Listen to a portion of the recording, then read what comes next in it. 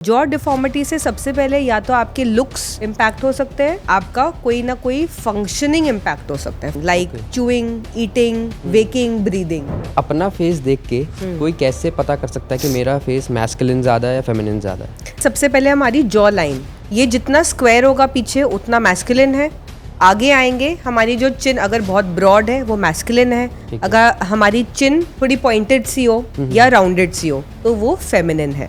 तो ऐसे आप जनरली क्या देखते हो किसी भी नॉर्मल आदमी में? मैं जैसे किसी को देखती हूँ, मैं उनका नोज एंड चिन बैलेंस, सबसे पहले नोज एंड चिन बैलेंस पे ध्यान करा लिया तो है। मैंने आपको विराट कोहली की फोटो दिखाई। ओके, लेट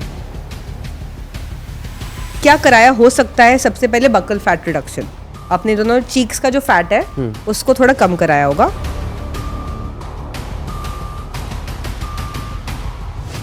नमस्कार दोस्तों, कैसे हैं आप? मैं आशु प्रजापति स्वागत करता हूं आप सभी का आपके अपने पॉडकास्ट शो साइकोरियन टॉक्स में। और आज की जो हमारे गेस्ट हैं, she is a oral and maxillofacial surgeon, doctor Shreya Krishna. और आज हमने उनसे बात करी मैक्सोफेशियल सर्जरी के बारे में, कैसे मैक्सोफेशियल सर्जरी एक डेंटिस्ट से अलग है और एक प्लास्टिक सर्जन से भी अलग है। और साथ ही हमने उनसे काफ़ी इंटरेस्टिंग बात करी ब्रेसेस के बारे में, जॉ डिफॉर्मिटीज़ के बारे में और फेशियल इम्प्लांट्स के बारे में। और आई होप आपको ये कन्वर्सेशन काफ़ी अच्छी लगने वाली है। So let's begin the show. Hello Shreya ma'am, कैसे हैं आप? Hello, thank you for having me here today, very excited. आपने भी टाइम निकाला हमारे लिए, we are also very grateful for that. Okay, so you are OMF surgeon. या तो आप ऑडियंस को थोड़ा ओएमएफ के बारे में बताएं, इसका फुल फॉर्म बताएं और थोड़ा सा इसको ब्रीफली एक्सप्लेन करें सिंपल लैंग्वेज में लोगों के लिए क्या है। हाँ, it's very much needed. So OMF का फुल फॉर्म है oral and maxillofacial surgery. Okay, अब all these words must be sounding very complex. Oral तो आई थिंक सबको पता है। Oral means anything to do with the mouth. Okay, ठीक है। Maxillofacial जो बहुत ही टंग ट्विस्टर टाइप का लोगों को लगता है, maxillofacial is combined with two terms, maxilla and face. Maxillofacial ऐसे बनता है। What is maxilla? हमारा जो अपर जो है उसको हम टेक्निकली मैक्सिला बोलते हैं, एंड फेस सबको पता है। तो ऐसे ही वर्ड आया है oral and maxillofacial surgeon. Okay, so we are the surgeons and we are the doctors of the mouth, of the face and of the jaws. Okay. Very simply put.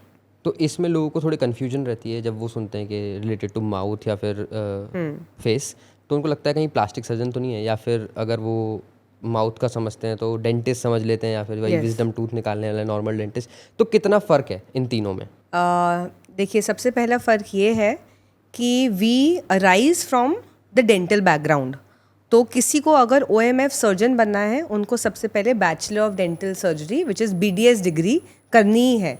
BDS. So we are brothers and sisters of all our dentists. Okay. Then we choose a specialization or a post graduation in the field of OMF. तो पहले हम dentist बनते हैं, उसके बाद हम अपनी post graduation के लिए जो मास्टर्स होती है उसमें अगर हमने चूज किया OMF, then we become this speciality which is oral and maxillofacial surgery. Plastic surgery जो है वो मेडिसिन के बाद की जाती है, मतलब MBBS के बाद, MD के बाद MCH प्लास्टिक सर्जरी होती है। Okay. जो हमारे प्लास्टिक सर्जन्स होते हैं उनका specialization is more studies around the surgical aspect only. पूरी बॉडी का वो स्टडी करते हैं प्लास्टिक सर्जन्स, उनका सॉफ्ट टिश्यू, हार्ड टिश्यू, पूरे बॉडी का। जो मैक्सिलोफेशियल सर्जन्स हैं, क्योंकि कन्फ्यूजन क्यों आ रही है प्लास्टिक सर्जन्स से, जो मैक्सिलोफेशियल सर्जन्स हैं वो सबसे पहले अपनी पूरी डेंटल नॉलेज लेके आते हैं। माउथ का एक्सपर्टीज पूरा डेंटिस्ट का है, तो we first carry the knowledge and the expertise of the mouth. उसके बाद हमें सर्जरी सिखाई जाती है हमारे MDS, मतलब हमारे मास्टर्स में। So we combine the surgical skills जो हमारे सर्जरी में नीडेड है along with the basic function की मुंह का फंक्शनिंग क्या है, मुंह के अंदर टीथ कैसे मिलते हैं, टीथ का क्या फंक्शनिंग है, टंग का क्या फंक्शनिंग है, हमारी जो जॉइंट्स हैं। We are a combination. So this is the basic difference between maxillofacial surgery and plastic surgery and dentists. तो आपकी जर्नी कैसी रही बचपन से एक OMF सर्जन बनने तक? काफ़ी एक्साइटिंग जर्नी रही है, एंड काफ़ी I will say travelling kind of journey रही है, because of my parental background, even my schooling was, always, I've shifted 12 schools in my life. 12 school? Yeah, because my father was in the services, so वो cadre होता है, तो kept changing schools. That I think वहाँ से एक वो basic वो एक इनेट नेचर में ही आ गया कि पढ़ाई के साथ साथ and learning, educational academic learning के साथ साथ अगर आपको ट्रूली लोगों को जानना है, you have to travel, you have to live amongst them, and you have to, it is very important, you have to inculcate लोगों के cultures आपको अपने as a doctor हमारे लिए बहुत ज़रूरी है, because daily we are meeting different people from different walks of life, from different age groups. Daily we are meeting different people. It is not कि आपका वो एक ऑफिस है, आप उन्हीं लोग से डेली हाय हेलो बोल रहे हैं. हम डेली अलग लोग से मिल रहे हैं. तो ये हमारे अंदर एक बहुत ब्रॉड माइंडेडनेस और एक बहुत एक्सेप्टेंस होनी चाहिए डिफरेंट कल्चर्स की एंड डिफरेंट लोगों की. सो आई थिंक बिकॉज मेरी स्कूलिंग मैंने आपको बता दिया, फिर मेरी जो स्कूलिंग का मुझे क्वेश्चन है कि आपने बोला 12 स्कूल बदले, तो आपने हर साल एक स्कूल बदला है, फर्स्ट टू 12th अगर मैं बोलूँ? हाँ, कुछ ऐसा तो नहीं एग्जैक्टली है, बट ऐसा भी हुआ है कि एक ही सेशन में 2 स्कूल बदल लिए, तो इसीलिए ऐसा हुआ है. ओके. उसके बाद BDS जो मैंने आपको बताया, हमारी जो अंडर ग्रेजुएट डिग्री है जिससे मैं डेंटिस्ट बनी सबसे पहले, वो मेरी दिल्ली में हुई थी मौलाना आज़ाद से. फिर पोस्ट ग्रेजुएशन जो मैंने मास्टर्स अपनी OMF के लिए चूज़ की वो कोलकाता में हुई. ओके. उसके बाद because I have a very deep interest in corrective jaw surgery, जो हमारी जॉ डिफॉर्मिटीज़ हैं, जिसको हम ऑर्थोग्नैथिक सर्जरी टेक्निकली बोलते हैं, उसकी मैंने फेलोशिप की है 1 ईयर. वो फेलोशिप की है मैंने नागरकोइल में. अब आपका अगला सवाल होगा नागरकोइल कहाँ है. So Nagercoil is basically the tip of India. Kanyakumari आपने सुना होगा. कन्याकुमारी के डिस्ट्रिक्ट में एक टाउन है जिसका नाम है नागरकोइल. सो नागरकोइल से मैंने फेलोशिप की ट्रेनिंग ली. फिर जॉब मेरी पहली मैंने कहाँ ली? Bangalore. So after Nagarcoil, I came to Bangalore. Okay. I worked there for a couple of years and then I finally moved to Delhi where my practice is currently. अभी यहाँ पे कर रहे हैं आप. ओके. तो आपने बताया था जॉ करेक्शन वगैरह, और जो आपने 1 महीने की फेलोशिप की थी वो साल की किस में थी? So orthognathic surgery. Okay. Technically तो बेसिकली जिनका जॉज की अगर किसी की डिफॉर्मिटी है, हाँ, आपने देखा होगा, आप मेट्रो में अगर जा रहे हैं, आप मॉल में हैं, आपको लगेगा किसी का अरे नीचे वाला जबड़ा बहुत ज्यादा आगे है, है ना, वो मोहम्मद खिलजी टाइप्स लग रहे हैं. हाँ, है ना, देखा होगा. देखा. यस. ओके. देन आपने देखा होगा किसी का ये जबड़ा बहुत पीछे है, चिन्ह है ही नहीं, है ना, जो बिल्कुल बर्ड जैसा फेस होता है वो. किसी का ऊपर के दांत बहुत ज़्यादा आपको प्रोट्रूसिव लग रहे हैं. So those kind of deformities. किसी का मुंह टेढ़ा होता है, फेशियल एसिमेट्री जिसको हम कहते हैं. तो all of this comes under corrective jaw surgery और ऑर्थोग्नैथिक सर्जरी. तो उसकी मैंने 1 साल की फेलोशिप की थी. तो इसको जैसे किसी को अगर अपने ठीक करवाना है जॉ को, तो ये कोई प्रॉब्लम तो जनरली क्रिएट नहीं करता ना? हर एक जॉ डिफॉर्मिटी 2 टाइप की प्रॉब्लम्स क्रिएट कर सकता है, या 1 या 2 या सेकेंड या दोनों. Okay. क्या क्या प्रॉब्लम्स हो सकती हैं? सबसे पहले एस्थेटिक. एस्थेटिक का क्या मतलब होता है? आप एस्थेटिक बहुत एक वर्ड ना सोशल मीडिया की वजह से बहुत फ्लोट हो रहा है. एस्थेटिक का बहुत सिंपल मतलब है लुक्स, कॉस्मेटिक या लुक्स. सो जॉ डिफॉर्मिटी से सबसे पहले या तो आपके लुक्स इम्पैक्ट हो सकते हैं, या सेकंड आपका कोई ना कोई फंक्शनिंग इम्पैक्ट हो सकता है. फंक्शनिंग का क्या मतलब हुआ? Body functioning like chewing, eating, pain, sleeping, waking, breathing. ये फंक्शंस भी इम्पैक्ट हो सकते हैं.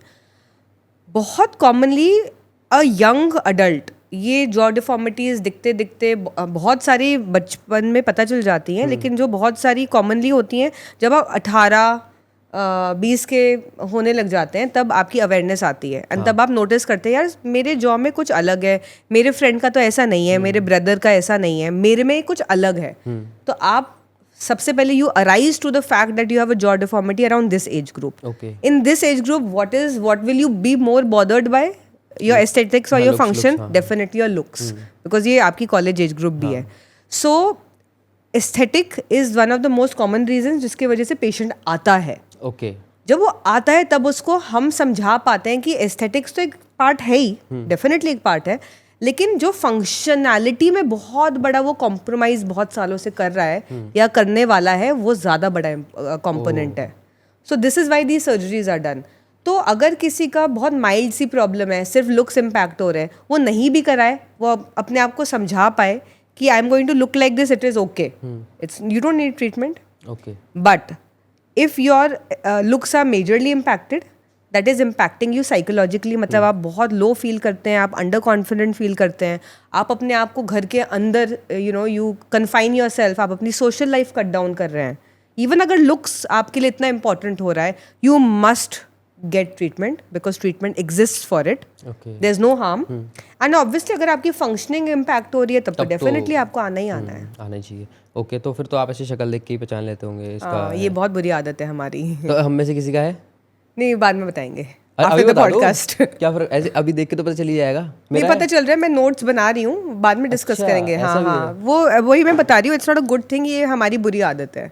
तो मैम ये शायद लोगों जैसे के लिए हम अच्छी लोग हो सकती फैमिली है. फंक्शंस के लिए जाते हैं, राइट, और you going to a party, so very bad habit that mind में चलता है यार मैं उसको जाके अपना विजिटिंग कार्ड दूं या मैं उसको जाके बता दूं कि ट्रीटमेंट है, आप मत बैठो.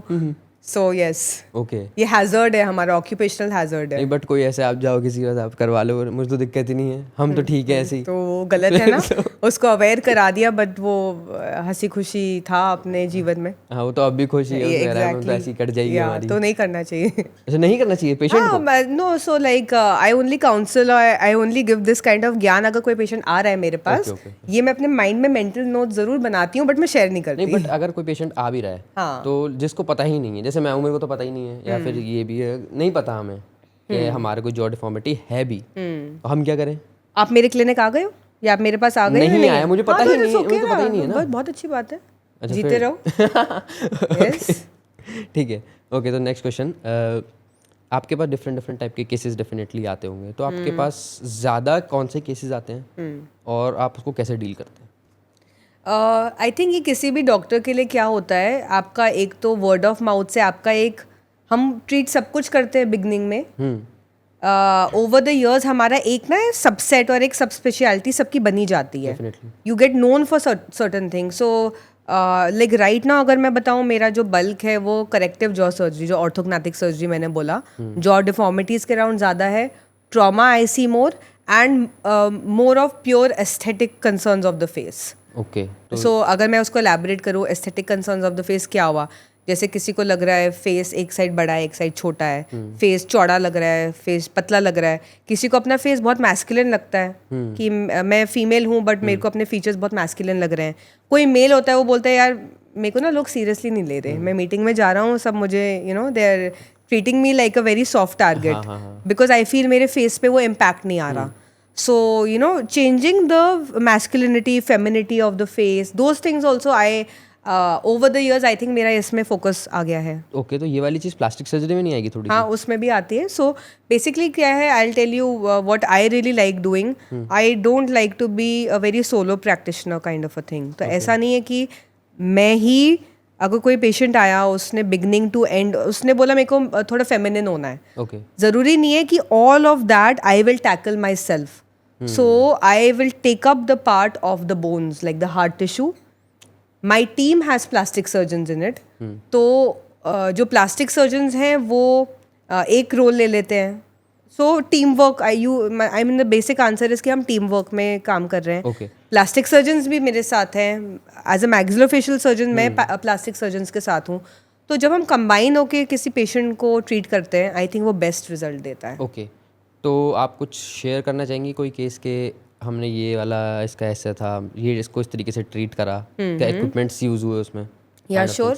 सो अगर मैं फेमिनिटी की बात करूँ, सो कोई पेशेंट फॉर एग्जांपल हमारे पास आई, she travelled from the north east and उनको ऐसा लग रहा था कि उनके जो फेशियल फीचर्स हैं वो बहुत ज़्यादा मैस्कुलिन है. ओके. सो जब उनका हमने फेस देखा तो यू हैव टू आइडेंटिफाई कि क्यों उनको ऐसा लग रहा होता है, क्योंकि एक नॉर्मल पर्सन को नहीं पता, उनको बस एक फीलिंग आ रही है I am looking very male like, they don't know कि क्यों लग रहा है उनको. तो जब हमने आइडेंटिफाई किया 2-3 थिंग्स विच आई शेयर. एक तो ये जो हमारे जॉ के एंगल्स होते हैं, ये साइड में जो एंगल होता है, जॉ लाइन भी कहते हैं, गोनियल एंगल होता है ये जॉ एंगल, ये किसी का अगर बहुत 90 डिग्री की तरफ है तो वो बहुत मैस्कुलिन लुक होता है. फिर यहाँ पे अगर पीछे बहुत विड्थ अगर ज़्यादा है वो मैस्कुलिनिटी देता है. स्ट्रेट जॉ अगर आ रही है वो भी बहुत मैस्कुलिन फीचर होता है. चीक पे अगर बिल्कुल फैट नहीं है, अगर बिल्कुल फ्लैट चीक है, वो भी बहुत मैस्कुलिनिटी देता है. और ये टिपिकल फीचर्स उन पेशेंट में थे. तो हाउ डिड वी स्टार्ट, हमने सबसे पहले उनका ये जॉ एंगल को थोड़ा सा कर्व किया. कैसे किया, ये सब कुछ कंप्यूटर डिज़ाइन होके हमारे पास गाइड्स आते हैं. We cut all of that. तो हमने उनका सबसे पहले जॉ एंगल कट किया. यहाँ पे थोड़ा मसल का बल्क था, उस बल्क को हमने हटाया सर्जिकली। ओके फिर मेरे अमेजिंग प्लास्टिक सर्जरी के जो कोलीग्स थे उन्होंने अब्डोमेन से थाई से फैट लिया and they basically grafted the cheeks. Okay cheek में एक हाई चीक बोन वाला लुक, एक बहुत फुल चीक्स वाला लुक आया। एंड लास्टली टुगेदर हमने उनका जो फोरहेड था वो बहुत ज़्यादा बाहर की तरफ प्रोट्रूडिंग था, हम उसको टेक्निकली कहते हैं फ्रंटल बॉसिंग। तो अगर आप मेल्स में, अगर आप मेरा और अपना भी कंपेयर करें, आपका ये फ्रंटल बोन है, ये फोरहेड वाली बोन है, ये आपकी ज़्यादा आँख से बाहर जाएगी, ओके मेरी थोड़ी अंदर रहेगी। That is the difference between male and female. Okay. तो उनका ये वाला जो एरिया आईब्रोज के ऊपर ये पूरी जो बोन लाइन जा रही है वो बहुत सामने की तरफ थी, बाहर निकली हुई थी। फाइनली हमने इसको शेव ऑफ किया। तो combination of all these procedures gave her that feminine look जिसके लिए वो आई थी। ओके तो अभी आपने कुछ पॉइंटर्स बताए मुझे काफ़ी इंटरेस्टिंग लगे। तो अपना फेस देख के कोई कैसे पता कर सकता है कि मेरा फेस मैस्कुलिन ज़्यादा है या फेमिनिन ज़्यादा है? ओके सो मैं आपको बताती हूँ क्या पॉइंटर्स हैं। सबसे पहले हमारी jaw line, okay jaw line शुरू होती है पीछे से, ये जितना स्क्वायर होगा पीछे उतना मैस्कुलिन है। आगे आएंगे हमारी जो चिन अगर बहुत ब्रॉड है वो मैस्कुलिन है, अगर हमारी चिन थोड़ी पॉइंटेड सी हो या राउंडेड सी हो तो वो फेमिनिन है। ओह ठीक है। नेक्स्ट थोड़ा अगर हम ऊपर आएंगे, हमारे ये चीक बोन्स होते हैं, जितना ये चीक बोन प्रोमिनेंट उतना फेमिनिटी, मतलब उभरे हुए एग्जैक्टली जितना ये उभरा हुआ होगा और ये उभरा हुआ और ये थोड़ा अंदर। ओके हाँ वो जैसे चिजल्ड कॉन्टूर्ड लुक आजकल लोग को बहुत अच्छा लगता है, होगा, तो मुझे नहीं जितना पता। कॉन्टूर्ड और चिजल्ड लुक होगा उतना फेमिनिटी आती है। ओके ठीक है। लास्टली ये जो मैंने आपको बताए हमारे फोरहेड पे ये आईब्रो के ऊपर जो बोन है, लाइन है ये आँख अगर आप साइड से किसी को देखें वो आँख से जितनी बाहर निकली हुई है अगर ज़्यादा, वो थोड़ा मैस्कुलिन फीचर हो गया, मेल फीचर हो गया। एंड अगर वो थोड़ा इन लाइन विद द आई है वो ज़्यादा फेमिनिन फीचर हो गया। ओके सो ये कुछ चीज़ें हम असेस करते हैं कि पर्सन अगर मैस्कुलिन फील कर रहा है उसको कैसे फेमिनिन कराए, और अगर कोई मेल फेमिनिन फील कर रहा है तो उसको कैसे मैस्कुलिन कराए। और इसका मैं एक बहुत इंपॉर्टेंट आपको क्लिनिकल वो बताती हूँ पॉइंट ऑफ व्यू। ट्रांसजेंडर्स जब अपना सेक्स चेंज करा रहे होते हैं उसमें भी हमारा बहुत बड़ा रोल है, because if they are transitioning into female, तब ये सर्जरीज फेशियल फेमिनाइजेशन सर्जरीज इनको कहा जाता है। एंड ये सारी सेट ऑफ प्रोसीजर्स होते हैं, इनके साथ साथ और बहुत कुछ करना होता है, and then you are able to change their physical outlook also. तो मैम ये तो आपने मैस्कुलिन या फेमिनिटी के बारे में बता दिया। जनरली आप जैसे आपने बोला मैं पॉइंटर्स बना रही हूँ, Yes, तो ऐसे आप yes. जनरली क्या देखते हो Okay. किसी भी नॉर्मल आदमी में? ठीक है। आई थिंक नज़र देखिए फेस में दो बहुत प्रोमिनेंट एरियाज होते हैं, हमारी नोज और हमारी चिन। ओह मैं जैसे किसी को देखती हूँ मैं उनका नोज एंड चिन बैलेंस, सबसे पहले नोज एंड चिन बैलेंस पे ध्यान जाता है। बैलेंस बोले तो क्या बैलेंस कितना बोले गैप है उसमें या यस, क्या? गैप तो नहीं, बट बेसिकली हमारा जो फेशियल बैलेंस होता है वो हमारा नोज एंड चिन की जो टिप्स होती हैं उनसे अगर हम एक लाइन ड्रॉ करें, ओके वो लाइन के कंपैरिजन में हमारे जॉस कितने पीछे कितने आगे हैं, उससे पूरे फेस का आप मान लो पूरे फेस का बैलेंस उसी से आ जाता है। ओह सो जैसे किसी को देख रहे हैं तो अगर मुझे एक नज़र में लगा कुछ ऑफ था, कुछ something was not in balance, फिर मैं मेंटली उनका अपने माइंड में ही उनका नोज और चिन वाला ये लाइन ड्रॉ करती हूँ अपने माइंड में वर्चुअली, एंड देन आई सी उनका अपर लिप कितना पीछे था, लोअर लिप कितना पीछे था, तो फिर समझ आ जाता था कि ओके मे बी उनका लोअर जॉ पीछे है बहुत ज़्यादा, अपर जॉ बहुत आगे है, इस तरीके से। सो आई फील कि जो हमारी नोज़ है एंड जो हमारी चिन है वो पूरा डिक्टेट करती है अबाउट द फेस। तो जैसे मैम मैं अगर आपको किसी सेलिब्रिटीज़ की फ़ोटो दिखाऊं या फिर किसी एक्टर की फ़ोटो दिखाऊं तो आप उनका देख के बता सकते हैं उन्होंने क्या करवाया या फिर उनके फेस में क्या डिफॉर्मिटीज़ हैं या फिर ये थी नहीं है? हाँ मैं बोलूँगी मोस्टली वो थीम में ही है। अच्छा थी वो पास्ट टेंस ही है, because I think most of the celebrities should not generalize, but उन्होंने अपना कुछ डिफॉर्मिटी अगर था करेक्ट तो काफी हद तक करा लिया तो है। मैंने आपको विराट कोहली की फोटो दिखाई ओके लेट्स सी। तो विराट कोहली ने ये हम सबके फेवरेट है वैसे हाँ, भी। तभी मैंने भी इनके उठाया। तो इन्होंने क्या करवा रखा है लाइक? ओके सो अगर आप इनकी पहले की फोटो देखेंगे, पहले तो बहुत फूला हुआ एकदम गोल मटोल से थे। सो बहुत ही चबी फेस था एंड शॉर्ट फेस था, हाँ छोटा। हाँ हाँ हाँ हाँ। और अगर आप देखें इनकी हाइट अच्छी है, सो वो जो छोटा सा फेस चबी सा फेस एक लंबे से बॉडी में हमेशा ऑड लगता था। एंड एक जो इम्पैक्ट होता है ना, एक जो इम्पैक्ट होता है, ऐसा लगा मैम ने मुझे बोला है। नहीं नॉट एट ऑल। हाँ। तो जो मैस्कुलिनिटी की मैं बात कर रही थी, ऐसे features they don't align with masculinity, okay है ना. सो अब मैं आपको बताऊं, ये इनकी करंट फोटो है. इन्होंने क्या क्या कराया होगा, again okay. Don't quote me okay ठीक है. बिकॉज वी डोंट नो, ठीक है. बट क्या कराया हो सकता है. सबसे पहले बकल फैट रिडक्शन, अपने दोनों चीक्स का जो फैट है उसको थोड़ा कम कराया होगा. ओके उसको कहते हैं बकल फैट रिडक्शन, ठीक है. चीक के फैट को हटाना. ओके सेकेंडली, उनके जो जॉ एंगल्स हैं, जो जॉ लाइंस हैं, वो उनमें प्रोमिनेंस नहीं था पहले. तो आई फील यहाँ पे maybe either there is some implant or there is some bone procedure जो उन्होंने अपने जॉ लाइन को शार्प करने के लिए कराया है.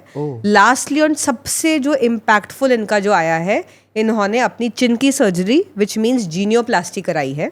इनकी पहले चिन बहुत छोटी थी जिसकी वजह से पूरा फेस बहुत छोटा लगता था. इन्होंने अपनी चिन को लेंदन कराया. ये तो कुछ मानने वाला लग रहा है. यस, उन्होंने अपनी चिन को लेंदन कराया. पूरा फेस अब लॉन्गर लग रहा है, बिल्कुल चिजल्ड है और कोई फैट का ट्रेस नहीं है अब चीक्स पे. ओके तो सो ही इज लाइक, मैं तो ये बोलूँगी कि ये तो परफेक्ट एग्जाम्पल है कि कैसे अगर सर्जरी अच्छी जाए तो क्या इम्पैक्ट हो सकता है. तो मैम इसमें मेरा एक छोटा सा क्वेश्चन और है कि लाइक इन्होंने तो ये सब करा, बट इनका फिटनेस भी एक इम्पॉर्टेंट फैक्टर है. तो क्या वो अपने जिम वगैरह से उन्होंने फैट रिड्यूस नहीं किया होगा? नो, जो फेशियल फैट था अगर आप देखें पुरानी फोटोज में, तो जो उनका वो कंसिस्टेंटली 10 years से जो वेट एंड जो फिजिक मेंटेन कर रहे हैं, वो फिजिक में चेंज नहीं आया है बट फेस में चेंज आया है. अगर पहले ऐसे होता कि वो उस टाइम पे चबी थे, बॉडी भी चबी थी और अभी बॉडी भी पतली हो गई, फेस भी पतला हो गया, तब डेफिनेटली आपका पॉइंट बिल्कुल वैलिड है. बिकॉज फेस का फैट भी हमारे ओवरऑल बॉडी वेट के साथ बढ़ता है और घटता है. हाँ. बट अगर आप उनका बॉडी देखें, फिजिक देखें, वो बिल्कुल सेम है. ओके. ओनली फेस पे इतने चेंजेस आए हैं. तो अगर मैं फैट की बात करूं तो फैट तो उन्होंने रिड्यूस सर्जिकली कराया है बिकॉज बॉडी तो बाकी की सेम है. सेकंड, लेंथ आप वेट लूज भी कर लो, फेस भी पतला हो गया आपका नेचुरली, बट लेंथ तो नहीं बढ़ सकती, तो वो तो ऑल्टर करानी पड़ेगी. तो ओके. तो अभी हमने बीच में देखा था रोहित शर्मा के साथ before like during champions trophy, उसके बाद जब वो दोबारा वापस आते हैं अक्टूबर में, तो आपने भी शायद नोटिस किया होगा वेट लॉस बहुत ज़्यादा था और फेस पे भी फैट नहीं था. तो क्या उन्होंने कुछ कराया था? मैं आपको एक बार फोटो दिखाता हूँ उनकी. नहीं, ये weight loss is not my area. नहीं, फेस से आप देख के बताइए. मैंने एक फेब की फोटो और अक्टूबर की फोटो है. तो क्या फेस पे कुछ करवाया है या फिर नेचुरली था? सो मेरे को ना इनके ओवरऑल पूरा बॉडी देख के लग रहा है कि उनके बॉडी में भी वेट में बहुत चेंज आया है. तो जब आप ओवरऑल वेट ट्रेनिंग या वेट लॉस में होते हो तो फेशियल फैट भी घटता है. तो इन्होंने अभी ड्यूरिंग पॉसिबली इन्होंने जो भी किया है वेट के लिए, whether that is weight training, whether that is weight loss, whatever उन्होंने किया है, वो पूरा इफेक्ट हुआ है उनका. आई एम आस्किंग कि फेस पे तो कुछ नहीं है ना? नहीं, कोई ऑल्टरेशन कुछ नहीं करवा रखा, नेचुरल जो उन्होंने लॉस किया है. ओके, तो मैं आपको एक फोटो और दिखाता हूँ. लेट्स सी के इन्होंने क्या करवाया है. डेफिनेटली आपको इनका पुराना फेस तो पता ही होगा. तो Shahrukh Khan, except for dental veneers, nothing. Dental veneers मतलब फेस पे सर्जिकली इन्होंने कुछ नहीं कराया है. अच्छा, कुछ नहीं करवाया. कुछ नहीं कराया ठीक है. उन्होंने अपने स्माइल में, मतलब मुंह के अंदर जो इनके टीथ हैं उसमें डेफिनेटली इन्होंने विनियर्स कराए हैं. विनियर्स क्या होता है? बेसिकली दांत के ऊपर एक पतला सा एक काइंड ऑफ नेल टाइप का एक क्राउन लगा देते हैं ताकि दांत का कलर और शेप बेटर दिखे. तो इन्होंने वो कराया हुआ है. ओके. तो जो एक और एक्ट्रेस हैं इस बार, उन सबका हमें पता ही है वैसे, काफी कुछ करवाया है उन्होंने. जानवी कपूर. आई थिंक जानवी ने तो ऑलमोस्ट खुद ही कन्फेस भी किया हुआ है that she is gone under the knife. इन्होंने क्या क्या करवा रखा है पॉसिबली? सो इन्होंने possibly buccal fat reduction, I feel cheeks को पॉसिबली कॉन्टूर कराने के लिए फैट रिमूव कराया होगा. लिप्स में इन्होंने फिलर्स डलवाए हैं डेफिनेटली लिप वॉल्यूम एनहांस करने के लिए. इन्होंने नोज के लिए नोज जॉब, जिसको राइनोप्लास्टी कहते हैं हम लोग, वो कराया है. एंड पॉसिबली इन्होंने भी अपनी जॉ लाइन को थोड़ा डिफाइन कराया है. थोड़ा जॉ एंगल, हाँ, फेमिनिन कराया है. Yes, I think that's it. ये इन्होंने करवा रखा है. ओके. तो मैम इससे हटके अब थोड़ा अलग आते हैं. तो आपके जो OMF सर्जरीज रहती हैं उसके अंदर CAD का भी यूज़ होता है, टेक्नोलॉजी का भी यूज़ होता है. तो CAD में आप क्या करते हैं और उसमें कितना मार्जिन ऑफ एरर रहता है? मैं बताती हूँ CAD ने कैसे ट्रांसफॉर्म किया है मैक्सिलोफेशियल सर्जरी. मैं उसके लिए छोटा सा आपको बताती हूँ कि पहले कैसे करते थे ये सर्जरीज. पहले क्या होता था, आपको याद होगा, CT स्कैन पेशेंट से करा लिया, उसके बाद आपको याद होगा कि जब हम किसी डेंटिस्ट के पास जाते हैं वो इम्प्रेशंस लेते थे, कुछ वो हाँ, सॉफ्ट कुछ, सॉफ्ट सा हाँ, डाल के, मटेरियल हाँ। डाल के आपके मुंह के हाँ, अंदर हाँ, फिर हाँ, वो इम्प्रेशन लिया जाता था। उसके बाद वो इम्प्रेशन लेके उस इम्प्रेशन से हम उसका पॉजिटिव कास्ट बना के हम उसको काइंड ऑफ आर्टिकुलेट करते थे। आर्टिकुलेट मतलब हमारे मुंह में जैसे जबड़े मिल रहे हैं उसको हम लैब में मिलवाते थे एक मशीन के ऊपर। उसके ऊपर फिर हम मैनुअली पोजीशन चेंज करते थे ओके, लैब में ही, हाथ से ही ठीक है, कट करके लैब्स में हाथ से पोजीशन। जैसे मान लीजिए कोई पेशेंट है ठीक है। जिनका नीचे वाला जबड़ा बहुत आगे है, तो हमने इसका नाप ले लिया, उसी नाप के हिसाब से हमने लैब में इसको बिठा दिया, फिर हम इसे कट करके हम उसको जगह पे लाते थे। कि कितना काटना हाँ, है, मैनुअली ठीक है, एकदम ठीक सब है, कुछ ये ठीक है, मैनुअली ठीक है। चल रहा है। एंड इस न्यू पोजीशन को किसी तरह हम वैक्स में या किसी मटेरियल में उसको फिक्स कर देते थे और इसके ऊपर हम कुछ ऐसा दांतों का एक इम्प्रेशन और बना लेते थे कि इसी चीज़ को हम सर्जरी में डालेंगे और वो उसी पोजीशन में आ जाएगा। सब कुछ मैनुअल था। ठीक है। अब कैड ने क्या किया, ये पूरा मैनुअल प्रोसेस बिल्कुल हटा दिया है। ओके। तो अब क्या होता है, पेशेंट आता है, अगर हम जॉ सर्जरी कर रहे हैं वो हम अपना सीटी स्कैन कराता है। सीटी स्कैन हमें पूरा डेटा वो दे देता है। हाँ। Data is also in soft format, मतलब डाइकॉम उसे कहते हैं। ये हम अपने बायोमेडिकल इंजीनियर्स के साथ बैठ के, सॉफ्टवेयर अब है ओके, एंड वो पूरा डेटा सॉफ्टवेयर में आ जाता है। एक पूरा पेशेंट का जो स्केलेटन है वो 3D मॉडल सॉफ्टवेयर पे दिखती है। हम लोग सर्जरी सॉफ्टवेयर पे करते हैं पहले, completely on the software before doing it on the patient. हम कंप्यूटर पे वो सर्जरी परफॉर्म करते हैं, जॉस को आगे पीछे जो भी करना है करते हैं। जो मैंने आपको बताया हम मॉडल वो लैब में बनाते थे, वही चीज़ हम कंप्यूटर में बनाते हैं। वो 3D प्रिंट होती है और वो 3D प्रिंटेड फिर हम OT में करते हैं। उसमें करते हैं। ओके। सो यहाँ पे margin of error definitely reduce हुआ है, बहुत रिड्यूस हो गया बिकॉज मैनुअली में तो। मैनुअल मेथड्स ही इतने रिड्यूस हो गए हैं। मटेरियल्स का कॉन्ट्रैक्शन, एक्सपेंशन, किसी के हैंड का कैलकुलेशन, बहुत एरर्स रिड्यूस हो गए हैं। सो डेफिनेटली कैड ने ट्रांसफॉर्म किया है। ओके, तो इसमें AI हेल्प कुछ करता है? AI या फिर इन फ्यूचर लगता है कुछ AI के आने से हेल्प होने वाली है? सो इन फ्यूचर क्या है कि ये अभी तक क्या होता था, ये जो पूरे प्रोसेसेस थे डूइंग ऑफ कैड कैम में, we were very heavily dependent on engineers. ठीक है। ये बिना इंजीनियर के एज अ डॉक्टर को समझना ये प्रोसेस बहुत मुश्किल था। अब AI द्वारा क्या हो गया, जो AI इंटीग्रेटेड सॉफ्टवेयर्स हैं उसमें प्रोसेस और ऑटोमेट हो गया है। ओके, सो अब एक डॉक्टर भी वो अगर सॉफ्टवेयर ले, वो भी बैठ के अपने आप खुद प्लान कर सकता है। तो उस वे में AI हेल्प हुआ है। As a patient not really, no. Okay, तो डेफिनेटली आप डॉक्टर्स हैं तो गलतियां तो होती हैं, तो कभी कोई सर्जरी फेल हुई है? Yes, Like- see if you से कि किसी की सर्जरी फेल नहीं हुई, सेइंग है हमारे फील्ड में कि दैट मीन्स उस पर्सन ने उतनी सर्जरीज की ही नहीं है, हम्म, क्योंकि it is impossible not to have a failure. Okay, so definitely failure हुआ है। एंड अगर आपने उस फेलियर को रिपीट किया है या अगर सेम फेलियर रिपीट हुआ है, कहीं ना कहीं आपकी गलती है, तब आपकी गलती है। That is the true failure. If you allowed the same failure to repeat in another patient, तो वो आपका फेलियर है। बट एक सर्जिकल फेलियर होना वो कोई बहुत बड़ी बात नहीं है। तो पेशेंट कैसे लेता है इस फेलियर को? तो आई थिंक पेशेंट कम्युनिकेशन इतना बड़ा, एक इतना ज़्यादा अहम स्टेप है ट्रीटमेंट में। आपको बिफोर आप OT एंटर करें, आपको पेशेंट के साथ बैठ के उस सर्जरी रिलेटेड सारे कॉम्प्लिकेशंस बताने चाहिए। ओके, ये उनका हक है। समझाना चाहिए कि क्या पॉसिबिलिटी क्या है। उनको ये भी समझाना चाहिए, जैसे बहुत प्रोसीजर्स में, स्पेशली हमारे फील्ड में, हम इतना एस्थेटिक्स में डील कर रहे हैं, एस्थेटिक्स में फेलियर, ये जो वर्ड आप मेरे से पूछ रहे हैं, it can mean everything. Because अगर कोई पर्सन आ रहा है एंड उसका गोल एस्थेटिक्स है, तो वो माइंड में सोचे मुझे ऐसे दिखना चाहिए। जो ये दिखने वाली चीज़ है ये बहुत सब्जेक्टिव है। ओके, मुझे एज अ डॉक्टर लग रहा है कि वो ठीक दिख रहा है, उसको लग रहा है मैं अभी भी अच्छा नहीं दिख रहा है, तो इसका कोई डेफिनेशन नहीं है। Okay, this can also be a failure, right? In terms of patient. In terms of patient. So to define it and box it, this word surgical failure is very difficult.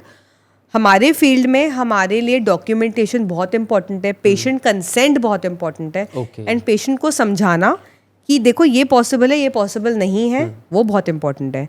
And despite आपके समझाने का अगर patient के फिर भी आपको लग रहा है कि expectations are unrealistic, it is better to not perform the surgery than to perform the surgery under false promises. ये तो है। तो मैम एक पेशेंट को कब पता चलेगा कि उसको मैक्सोफेशियल सर्जन के पास आना है, या फिर उसको डेंटिस्ट के पास जाना है, या फिर उसको प्लास्टिक सर्जन के पास जाना है? इनफैक्ट बहुत ही सिंपल है, अगर किसी को टीथ रिलेटेड प्रॉब्लम है तो सबसे पहले डेंटिस्ट के पास जाना है। ओके।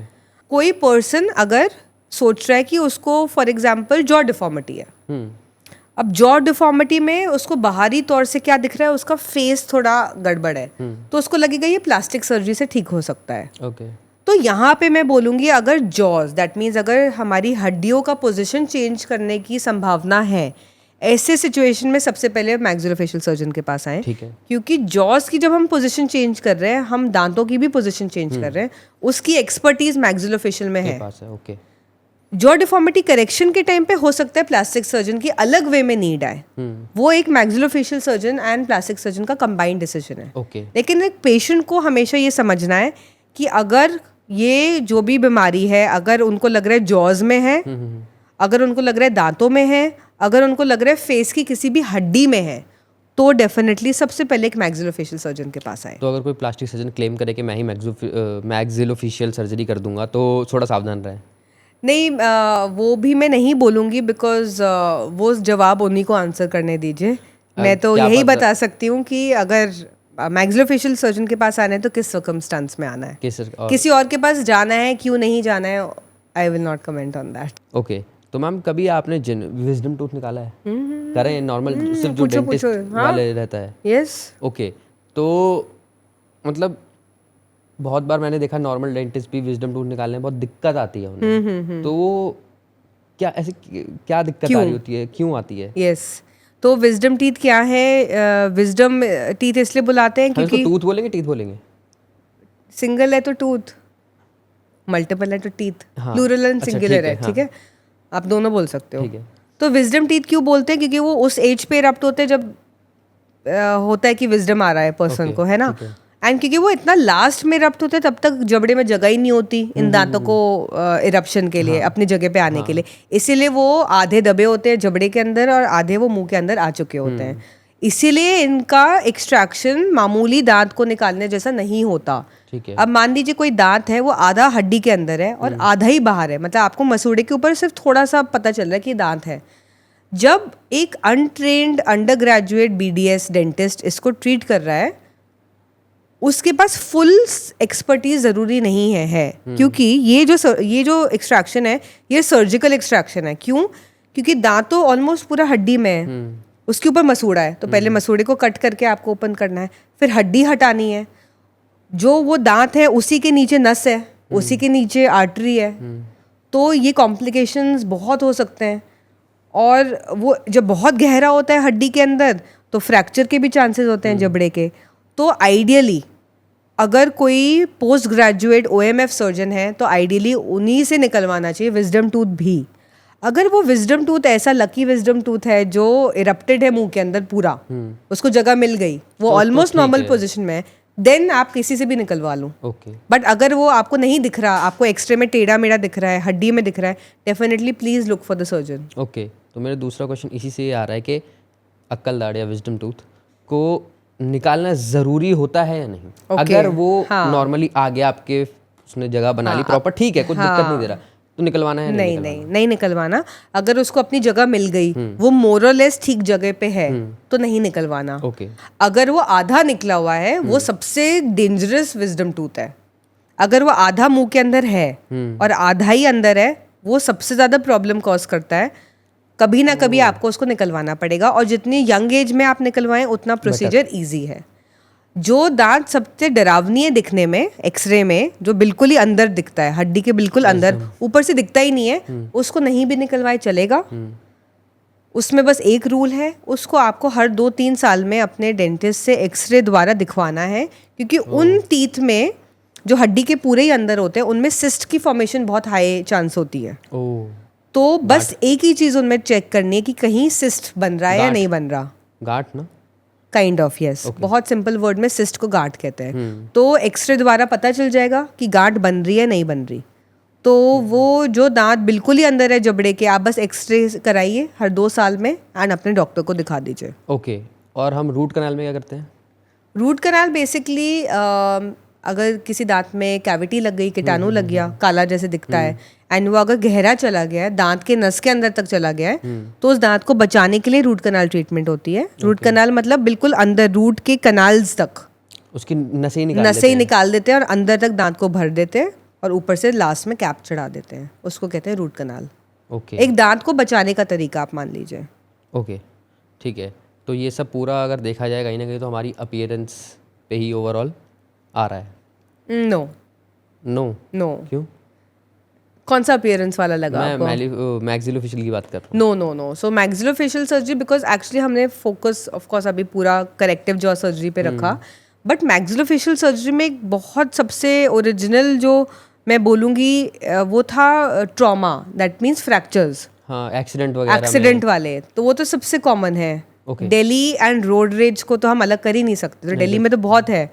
तो सबसे कॉमनली हम जो फ्रीक्वेंटली कर रहे हैं वो एक्चुअली फ्रैक्चर्स को ट्रीट कर रहे हैं। ओके तो जॉ के फ्रैक्चर्स, फेस के फ्रैक्चर्स, डिजीजेस, जैसे अभी आपने एक वर्ड बोला गांठ, तो जबड़े में गांठ हो जाती है, सिस्ट होता है, ट्यूमर होता है, कि जबड़े में भी गांठ होती है, बहुत डिफॉर्मेशन हो जाती है उससे।